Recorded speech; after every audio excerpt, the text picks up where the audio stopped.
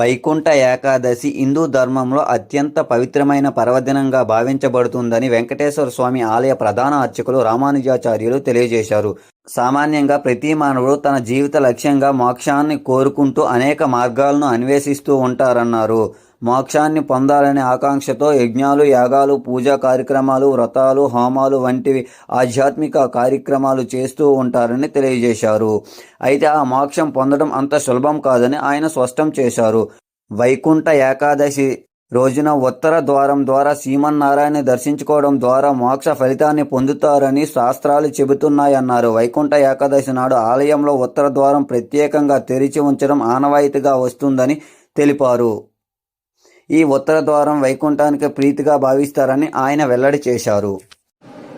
ఓం నమో వెంకటేశాయ. నా పేరు బూరుగడ్డ కందాళే రామానుజాచార్యులు. అంతకాపల్లి గ్రామంలో కొలువు తీరినటువంటి శ్రీ వెంకటేశ్వర స్వామివారి ఆలయంలో ప్రధాన అర్చకులుగా కైంకర్యాన్ని నిర్వర్తిస్తున్నాను.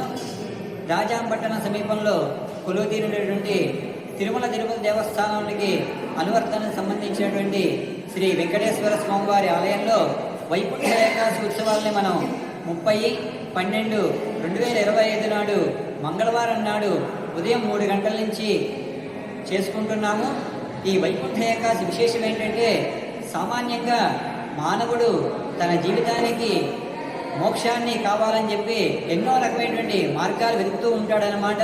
ఎన్నో యజ్ఞయాగాదులు చేస్తూ ఉంటాడు. ఎన్నో రకమైన పూజా కార్యక్రమాలు, వ్రతాలు, హోమాలు కూడా నిర్వర్తిస్తూ ఉంటాడు. కానీ ఆ మోక్షాన్ని మనం పొందాలంటే అంత సులభమైనటువంటి కాదనమాట. మోక్షం అంటే ఏమిటంటే, ఈ శరీరాన్ని నుంచి విడుదల కోసం జీవుడు అనేకమైనటువంటి ప్రయత్నాలు చేస్తూ ఉంటాడు. కాబట్టి మోక్షాన్ని పొందాలంటే ఆ పరమపదానికి చేరుకోవాలి. దేవతలకు కూడా దుర్లభమైనటువంటిది ఆ వైకుంఠం అన్నమాట. ఇక సామాన్యులకి మనకు కూడా ఆ మోక్షాన్ని పొందాలంటే అనేకమైనటువంటి ఇబ్బందులు ఉంటాయన్నమాట. ఏదైనా మనం ఒక లక్ష్యాన్ని చేరుకోవాలంటే దారిలో ఎన్నో రకమైనటువంటి ఇబ్బందులు కలుగుతూ ఉంటాయన్నమాట.